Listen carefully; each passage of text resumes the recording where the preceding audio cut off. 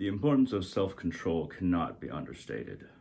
Think of how much trauma people, even if it's not you, if it is you, then perhaps you know better than others. But think of all the trauma that people would not have gone through if others who harmed them in some way just controlled themselves, had some level of self-control, had some level of self-mastery to where they did not respond to their desires or their anger or their emotions. This isn't a video about if it's right or just, doing what's right or just. This is about having control of yourself. Now, you can punish somebody for doing something very wrong, or even a little bit wrong, levels of punishment. You can choose to do that without having an emotional reaction. In fact, it's likely that it'll work out better for you if you don't have an emotional reaction, as far as long-term calculations. It's not about what's right or what's good. Being able to control your emotions gives you power. So much more power than people have if you don't have self-control. If somebody can elicit any kind of reaction from you based on some kind of provocation or some kind of either influence in society where they embarrass you in front of others, or they try to undercut you at work, or all those little social games where people are saying one thing and really meaning something else, or when somebody actually, kind of like pushes you off to the side when they're walking by you. You can respond to all of these things with force and have self-control.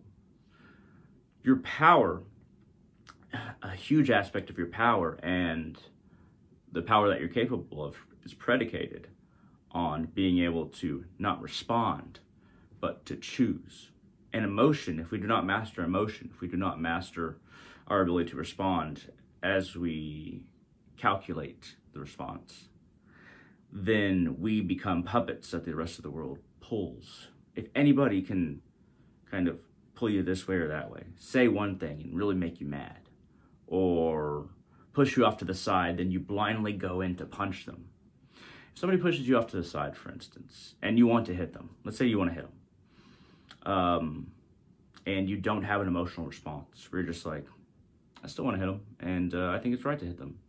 And you don't immediately respond with a haymaker or something like that, but you kind of duck off to the side, look at them directly and hit them on the side of the head. I'm not saying you should do this, but this is a very obvious metaphor where it's like, you'd probably be more effective even if you want to do bad things, if you can control yourself.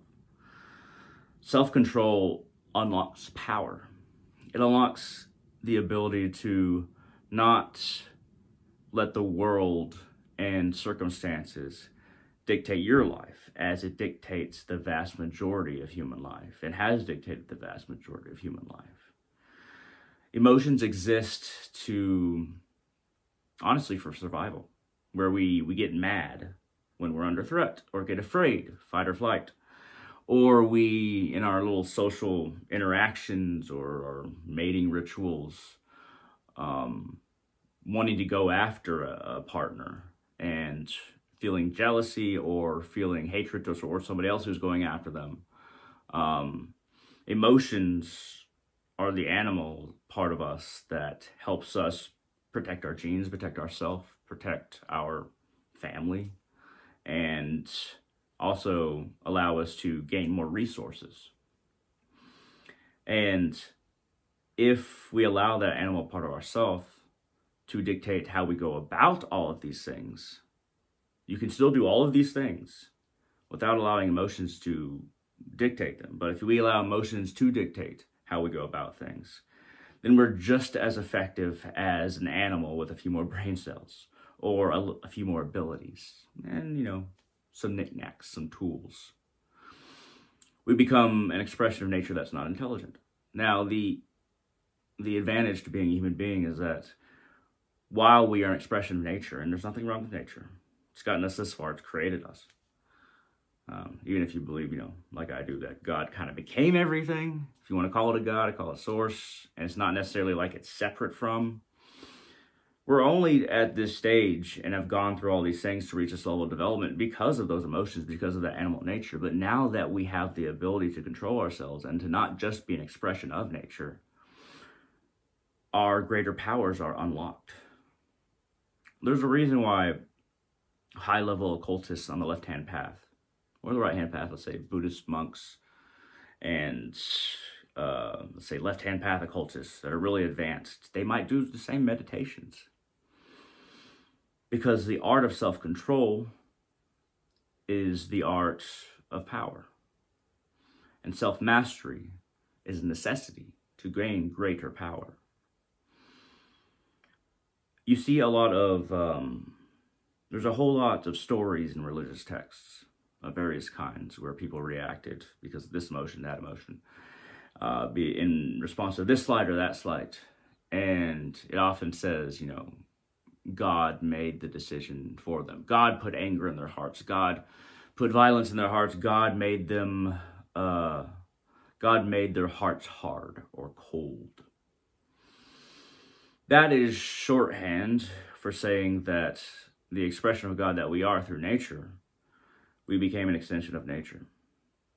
And if we chose to do something good or something that was wise, you can say we were inspired by, let's say, God. Let's call it God for now. That inspiration is different than the making. The binding that we embrace with emotions, we become the expression and not the free agent of our actions. Emotions, they are fun. It's fun to be angry, especially when you feel like you're in a position to where you can use that anger and get results. But it's a short-term high. And it's a long-term addiction and a problem, because if you keep on using anger and it keeps on working out for you, if you keep on being egotistical, keeps on working out for you in response to jealousy or envy, or if you keep on being, very, let's say, lustful and very forward with your partners, and it keeps on working out for you, then it's going to be very difficult for you to fall back on the ability to stop, think, and dictate action rather than being the dictations of your lower natures. And once you finally meet a situation where what you did before isn't working for you and it's not working in the same way, and you have to control yourself, you'll find that your legs are shaky in that regard. Your legs are unsure and unstable, most importantly.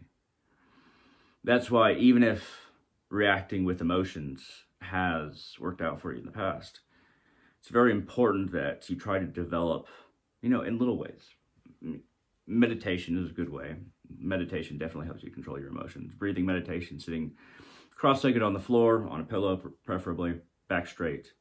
Hands like this, or even just palms up on your knees, and breathe in for 4 counts.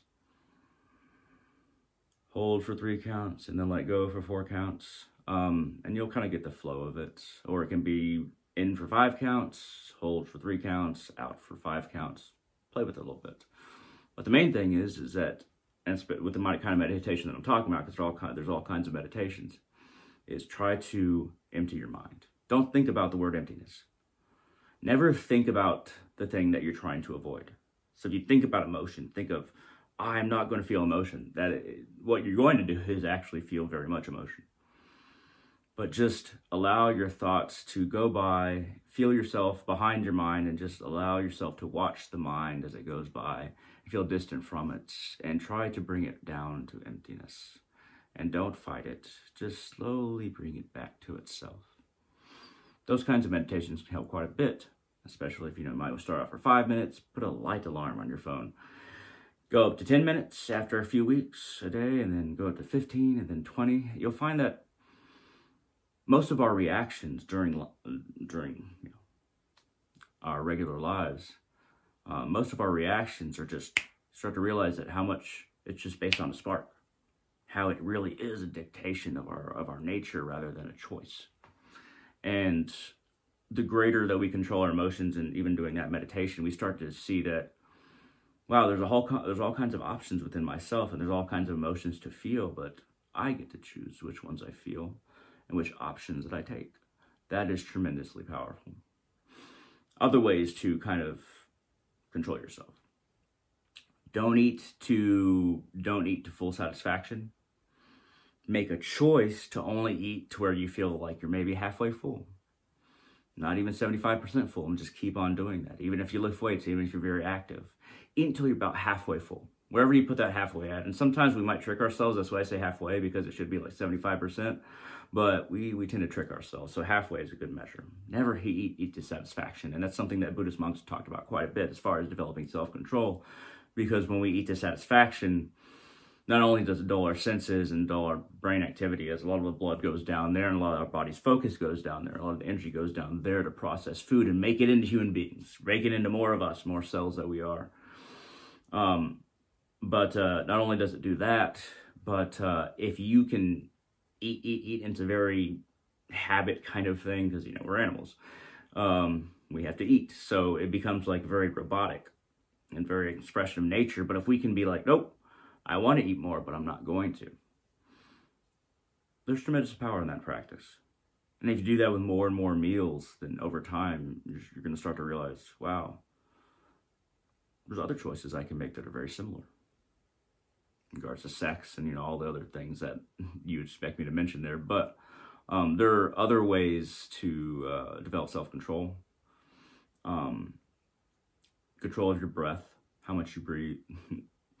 When you're focusing on your breath, the in and out, and you're just focused on that, no matter what you're doing, if you can just put yourself in a place where you can, no matter what you're doing, focus on breath, you can gain control over that too. And it becomes non-compulsory. And, while you might keep on breathing without thinking about breathing, you'll start to realize that you gain control over other parts of your body and more awareness in your lungs with your breath, how much you breathe, and the rest of your body than you thought before.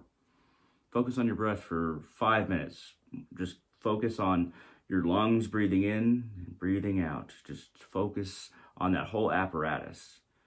You can just be sitting, or if you're doing something to where you don't need your full attention, don't put yourself in danger. Or focus on a little part of your body for 10 minutes.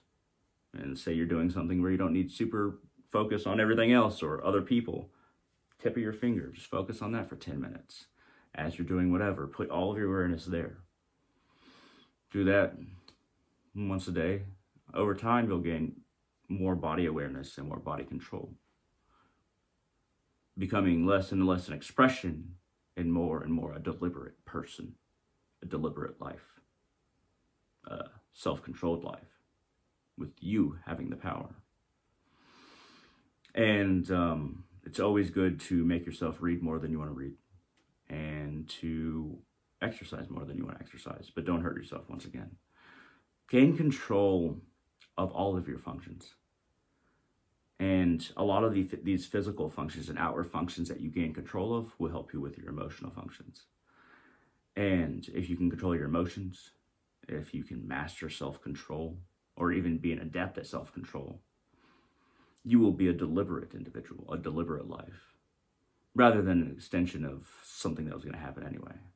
Take control of your spiritual evolution. The earth took quite a while to produce consciousness at our level. Now that we are conscious of ourselves, we can take control away from Mother Nature and be like, okay, it's my turn, Mom, and continue on with yourself, with your spiritual practice, with your mind, with your whatever you do. Don't just be an expression of Mother Nature. She shouldn't baby us forever. And now that we're self-aware, take it out of our hands, take it into yours. Take control of yourself. Your body will listen to you. You don't have to be ruled by all its little impulses. I know it's difficult, especially as somebody with OCD. I want to check things and make sure things are locked and faucets off all the time. And sometimes what helps me with self-control is to not check things multiple times, and sometimes I have to force myself. And it might seem silly, but for somebody with OCD, it can be very hard to not check a door, not press on it to make sure it's closed, or make sure a faucet is off, use multiple senses to check it. sometimes it becomes so compulsive, and I'm an extension of nature, being neurotic, and just not checking things becomes a method and a practice that helps me gain more self-control. Anyway, thank you very much for watching. Hope this has been interesting. If you have any thoughts, questions, comments, concerns, shoot them down in the comment section below on YouTube or wherever you're watching this. If you're not watching this on YouTube, go to my YouTube channel at Hunter Salazar. Just type it on YouTube, you'll find me. And if you are on my YouTube channel, hit that thumbs up. Like this video, feel free to share it wherever you like. And remember, likes and comments help traffic to the channel, and that's the best way that you can support. Thumbs up, just one little click, big way you can support. At any rate, thank you very much for watching. Learn to control yourselves, and you will surely find power over time, and the changes will be remarkable. At any rate, I hope all of you have a wonderful day.